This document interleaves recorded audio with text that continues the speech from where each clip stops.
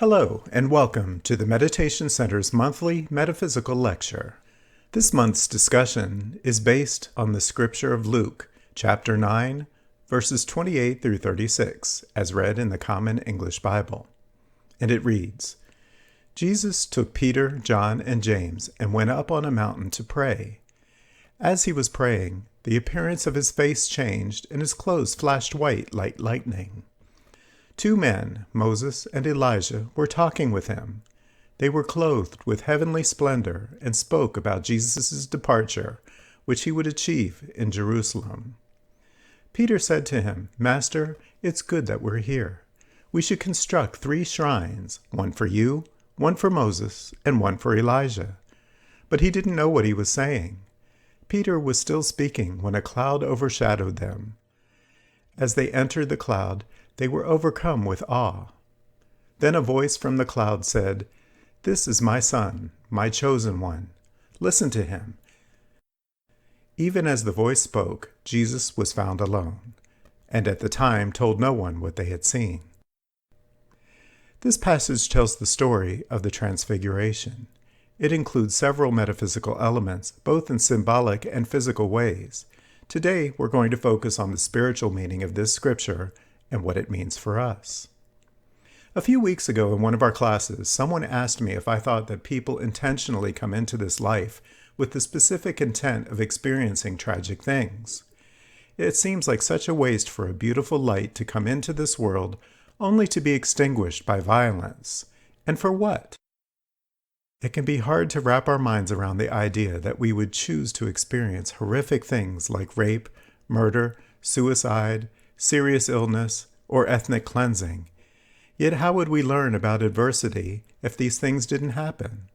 Someone has to go through it, right? It might be easy to answer no to that question, but what would we gain if nothing happened to teach us lessons along the way? We come into this life on a path of understanding. Many people say that Earth is school for the soul, an opportunity to learn about earthly things, which we then take back to the world of spirit when we die and move on in our eternal path of unfoldment.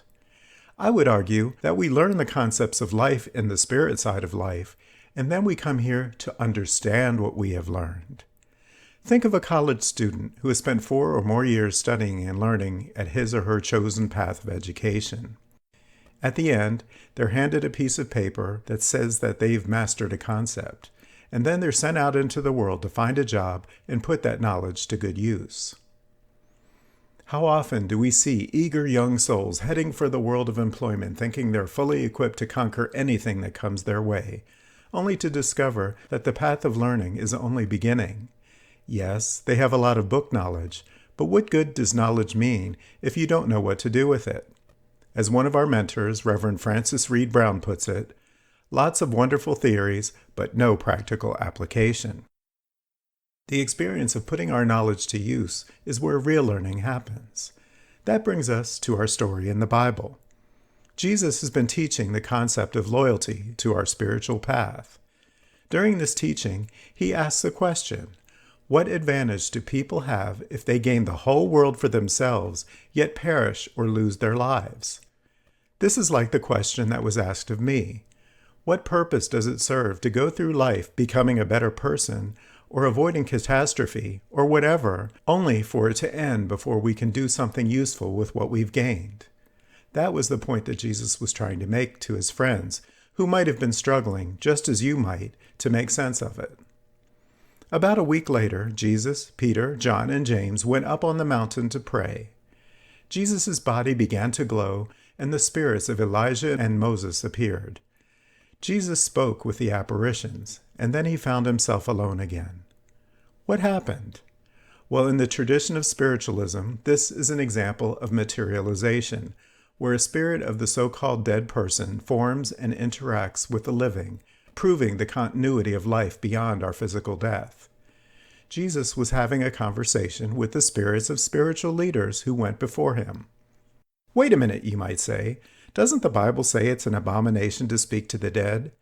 Isn't that the main argument against spiritualism, that we aren't supposed to do things like that? Well, Jesus did it, and he also said that we could do the amazing things that he did, and even more. So which is it? Well, it's both. Speaking to spirits isn't the same thing as speaking to the dead. Though a spirit's body is dead, you aren't speaking to their body. The body is dead. It does no good to speak to a dead body. So in that aspect, the assumption is correct. On the other hand, there is part of the person that doesn't die, their spirit. If you are speaking with the spirit, you aren't speaking with the dead. You are speaking with a living soul that has separated itself from its dead body. That settles that question, right? Now let's talk about the spiritual meaning. Let's think about who Jesus was speaking with. It was Moses and Elijah, spiritual leaders of the Jewish faith. This wasn't just a visit from Grandma. It was a convention of spiritual wisdom. Imagine what a sight it must have been. Peter, John, and James were duly impressed and were ready to elevate Jesus to the status of honor bestowed upon these spiritual leaders. But then a voice came forth and instructed them to listen instead of acting. This all sounds quite miraculous, doesn't it? But even though we sometimes have trouble explaining or understanding things that seem miraculous, we know that they always have a logical explanation governed by natural law, which leads to the lesson in all of this.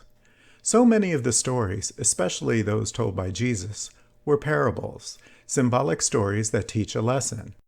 Every element of the Bible, every person, every place, every situation has a deeper spiritual meaning that teaches us that lesson, regardless of whether it historically happened or not. So did Moses and Elijah really appear to Jesus, or was this an imaginative story created to make a point? The simple answer is, it doesn't really matter. What matters is what we learn from it. So let's learn. Moses represents the letter of the law of cause and effect. He is attributed as the author of the first 5 books of the Bible, the Torah, or the Pentateuch. This writing establishes an explanation of our origins and lays down the rules which the ancient Jewish people agreed to live by, similar to how our country has our Constitution. Just as he conveyed and instituted the social and moral laws of the time, he symbolically represents natural law, how everything is designed to work. When we fail to work with the law, we're going to find frustration, and maybe worse, as we fight against what serves our highest needs. Elijah represents the demonstration of the law of cause and effect. A law is just a concept.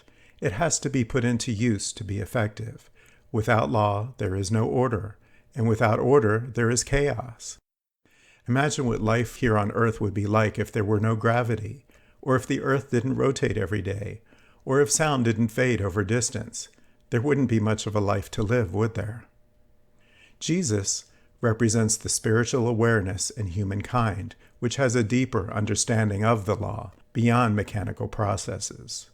When we understand why everything works the way it does, we can then operate with the laws instead of fighting them. This creates more harmony and what we might perceive as fairness in life. This is why the apostles were instructed to listen to him. Now remember, after the visit by Moses and Elijah, Jesus was left alone. Earthly laws come and go, serving a purpose for a time, and then they are replaced with something newer and hopefully better as consciousness evolves. This is why the U.S. Constitution has 27 amendments.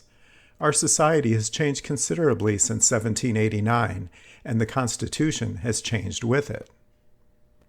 Moses and Elijah established the foundations and put them into action, serving their purpose and moving on, leaving Jesus the understanding that we all seek.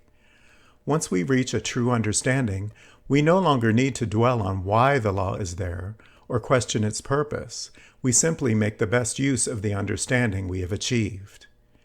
In our teachings, we emphasize that earthly and spiritual laws parallel each other. As above, so below.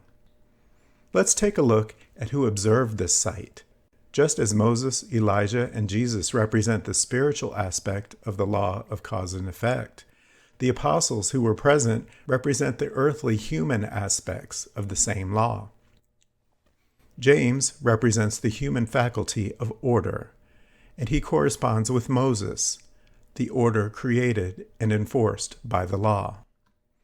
Peter represents the human faculty of faith, which corresponds with Elijah, faith and confidence that the law works as designed. John represents the human faculty of love, which corresponds with Jesus, the love that abounds when we achieve true understanding and live in harmony with the law. Order, represented by Moses and James, and faith, represented by Elijah and Peter, provide the infrastructure we are bound to, but love, represented by Jesus and John, is what remains that allows us to function at our best once we understand why. That is the crux of this story. We've mentioned the Constitution a couple of times. Now let's take a closer look at how it illustrates this example with a little civics lesson. Sometimes we forget that each state operates as its own little nation, each with its own government, leadership, and citizens. In 1776, the separate states agreed to come together for a common purpose, to support each other, and to agree to a common set of laws, much like Moses facilitated for the tribes of Israel. Our country's leaders began establishing a government that would be fair and equitable, not just for the 13 original colonies, but also for other states yet to be established, lands which could potentially spread far and wide and have vastly different needs, populations, and ideas. They devised an ingenious plan that would stand the test of time, with the ability to evolve as our young nation surely would. That plan is called the United States Constitution. The founders wanted to make sure that everyone was represented fairly and had an equitable position in determining how our country was run through elected representatives. The Founding Fathers were also mindful that many voters had no formal education and might not understand the nuances of government or how to lead it, so they put measures in place to make sure that things wouldn't be diverted by a lack of understanding. When it came to presidential elections, this was especially important. There was no internet. There was no television. There was a good possibility that people could be voting for candidates that they had barely heard of. So the Founding Fathers devised a system to make sure that not only was every state represented fairly, no matter how big or small, but that the states would be able to cast their votes in a responsible way. Every 4 years, on the same day, each state holds an election to choose which person they want to represent the highest good. Much like stockholders in a corporation, each state is allotted a certain number of voting shares based on its population, ensuring that each state's intentions are represented proportionately. The election results determine how that state's shares will be voted. Some states have more shares, but each share represents the same number of people. That way, the people in the populous state of New York can't overpower and negate the votes of tiny states like Delaware or Rhode Island. Each state and the federal district has a fair stake in the game. That system is called the Electoral College, the result of 51 separate elections. What we refer to as the popular vote doesn't really exist. There is no national election, just national results. If the clever clockwork of the Electoral College did not exist, the largest, most populous cities in the country could determine the outcome of every election, leaving the people in sparsely populated areas without a voice. Enough of our civics lesson now. Let's get to the point.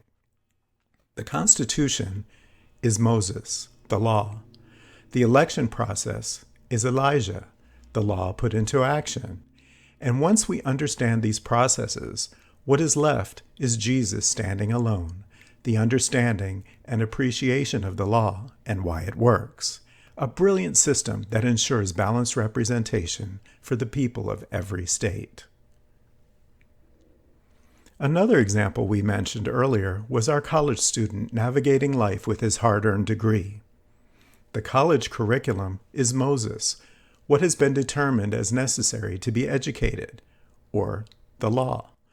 Graduation is Elijah, demonstrating that that law of education is fulfilled. And the student building a successful career is Jesus, putting the understanding of that education to the best possible use in real life. The lesson in all of this? Take time to understand. Things are designed the way they are for a reason. The apple falls down to the ground and not into the sky for a reason. People can die from illnesses or violent actions for a reason.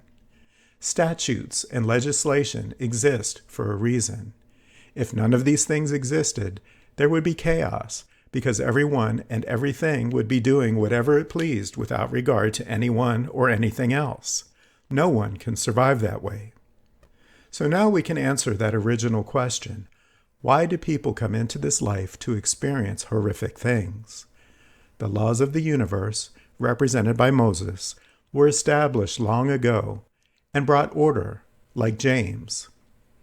In spiritual form, we learned about the law, represented by Elijah, long before we came into this life, and had faith that they would support us, like Peter.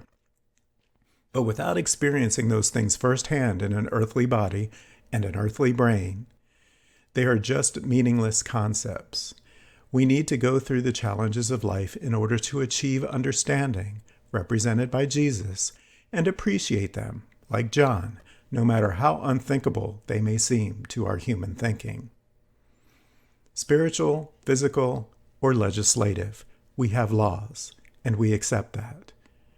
We justify laws because we know we need them. But sometimes someone needs to upset the apple cart for us to remember and appreciate why the law exists. And it's the bumpiest roads that take us on the most rewarding journeys. Sometimes our challenging experiences help us to gain our own understanding. Sometimes our challenging experiences help someone else to gain their understanding, or vice versa. So how do we know when it's for us or for someone else? We don't. That's the beauty of the process. It's all a setup, and we were the ones who set it up, even though we don't remember why. Everything serves its purpose, even if we don't connect with what that purpose is. We don't need to, because we learn anyway. Let us give thanks for the lessons that have been taught by every circumstance, no matter how good or inspiring or tragic we perceive them to be.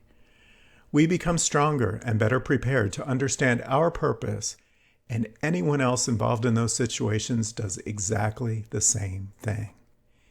In the end, we all grow and expand in consciousness, which is why we're here in the first place.